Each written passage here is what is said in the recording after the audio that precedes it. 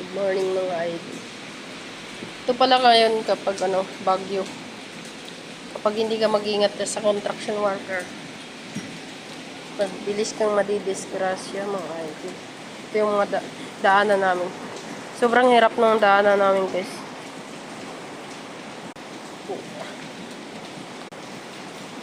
Sobrang tirik ng daan namin.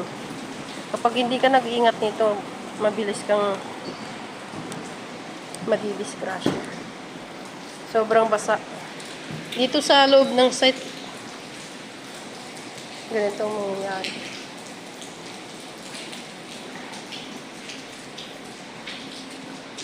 Hallway site. Dito ako dadaan. Ganito ang mangyayari kapag hindi ka mag-iingat guys. Kung construction worker.